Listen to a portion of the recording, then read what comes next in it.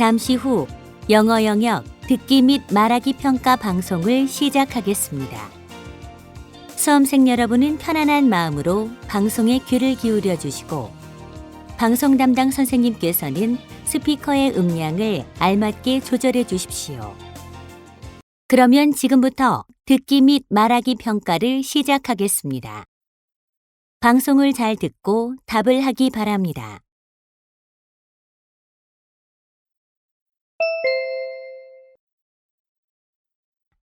Former South African President Nelson Mandela would have been 100 years old tomorrow. He died in 2013, and a new book is marking his centennial. It's called The Prison Letters of Nelson Mandela. These deeply personal letters were compiled by Sam Venter, who talked about them with NPR's Greg Myrie. They were colleagues at the Associated Press in South Africa back in 1990 when Mandela was released. Nelson Mandela never liked to talk about personal things. When you'd ask him about that, he'd always steer the conversation somewhere else. What did you learn about him with these letters? There were so many things that happened in prison that were devastating to him. You know, the separation from his children, the death of his mother, the death of his son. So I don't think he could be guarded. So Mandela had two daughters with Winnie Mandela, and they were just ages 3 and 1 when he went to prison. They weren't even allowed to see him until they were 16 years old. So the only way he could really be a parent was through his letters. Yeah, that's right. He had to try and be a father by remote control. And I guess when they were really small, they had little bits read to them. And then when they were older, they were allowed to write letters and receive them.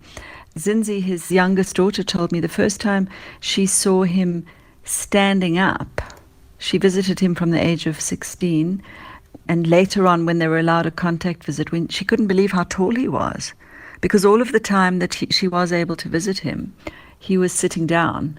Wow. I'd like you to read one of the letters he wrote to his daughters, and this was from 1969, so they were maybe 10, 11 years old. Zinzi says her heart is sore because I'm not at home and wants to know when I will come back. I do not know, my darlings, when I will return. Nobody knows when it will be, not even the judge who said I should be kept here. But I am certain that one day I will be back at home to live in happiness with you until the end of my days. Wow. And it would still be another 20 years before he was released from prison. Sam, you work at the Mandela Foundation, so you have access to his documents, but these very private letters were scattered all over the place. How did you track them down? Well, there's a large number of letters at the National Archive which received them after the transition from apartheid. They kept boxes and boxes of his entire prison record. What was your most surprising find in these letters? There was a letter in one of the prison boxes which was folded up and still in its envelope. And it was a beautiful letter written to his daughter, Zinzi.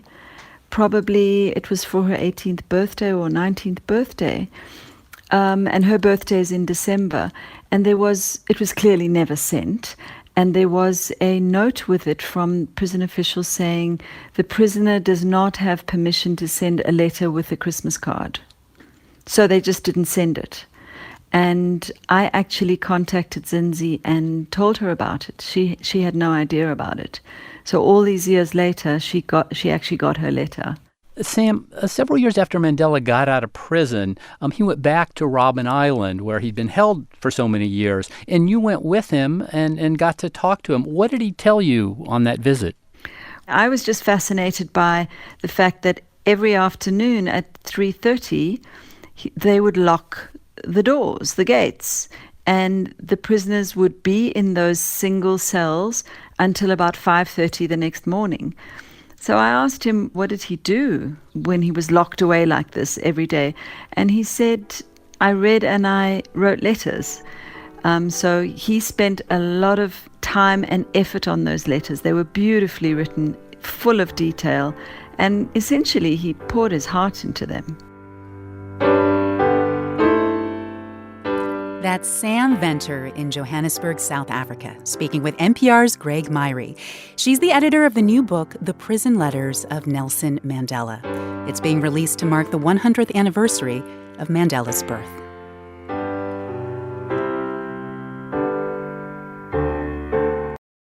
(1번)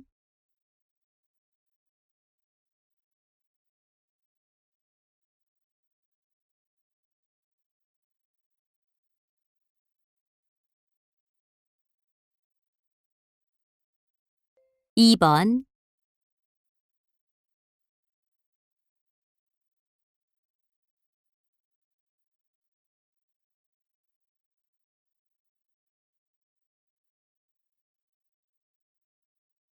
3번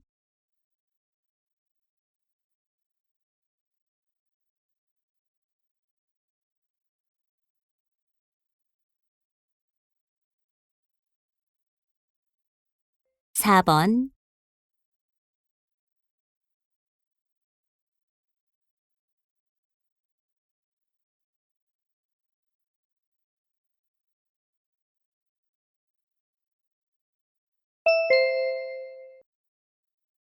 '방송을 잘 듣고 답을 하기 바랍니다. For now, we're going to turn to a story about a heat wave that is affecting much of the country this summer. NPR's Allison Aubrey reports that all of this warmth can slow us down in ways we might not even realize.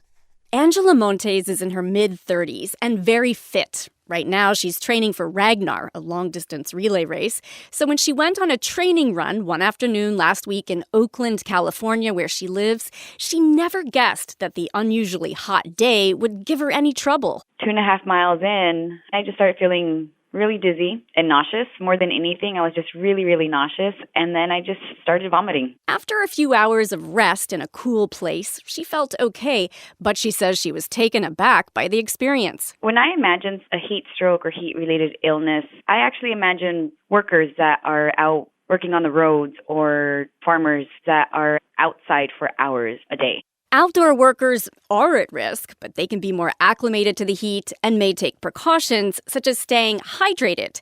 Jack Dare Sarkeesian is a family doctor with Kaiser Permanente in Los Angeles. He's seen a lot of cases of heat-related illness similar to Angela Montes, people who work and live in air-conditioned spaces and are caught off guard when they exercise during a heat wave. Under normal conditions, they would feel fine, but under the heat, humidity, felt really ill. So that kind of came unexpectedly, and they think something else is going on. It's not just our bodies that can feel lethargic during a heat wave. A new study from the Center for Climate Health and the Global Environment at Harvard finds high temperatures can muddle our thinking, too. Here's Joseph Allen, the co-director of the center. He says research on heat-related health effects tend to focus on the elderly, but this study is different. Here, what we were interested in doing was trying to look at what's the impact on a young, healthy, resilient population. They studied students living in college dorms during a summer heat wave in Boston. Half of them lived in buildings that had central AC. The other half lived in dorms that did not. So during the entire study, in the morning when they woke up, we push cognitive function tests out to their cell phones, and we have them take these standardized cognitive performance tests. One was basic arithmetic. Another is designed to measure attention and cognitive speed. And we found that the students who were in the non-air-conditioned buildings actually had slower reaction times, 13% longer reaction times, 13% lower performance on basic arithmetic tests, and nearly 10% reduction in the number of correct responses per minute. Now, the temperature difference was not huge, about 80 degrees in the unair-conditioned dorms compared to 71 degrees in the modern dorms. But the surprise is that this difference in temperature can have a significant effect. Allen says people don't sense that their thinking has slowed down. It's subtle. I think it's a little bit akin to the frog in boiling water.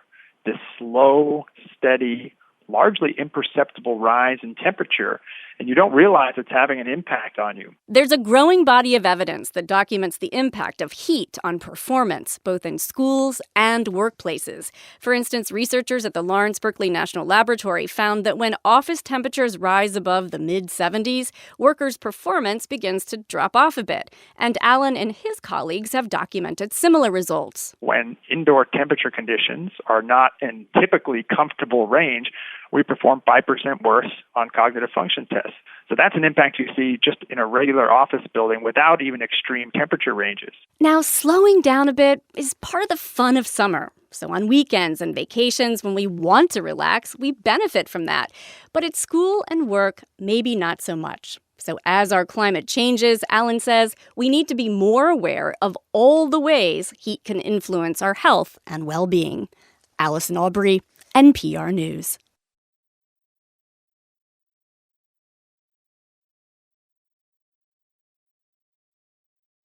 (5번)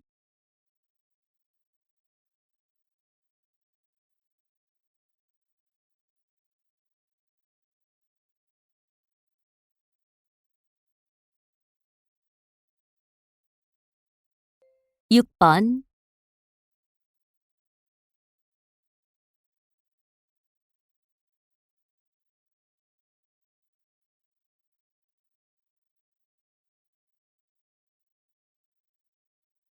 7번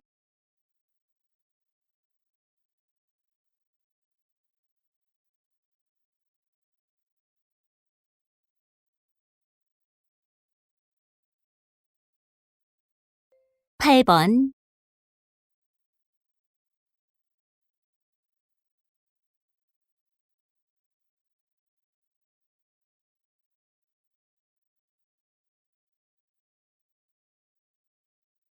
9번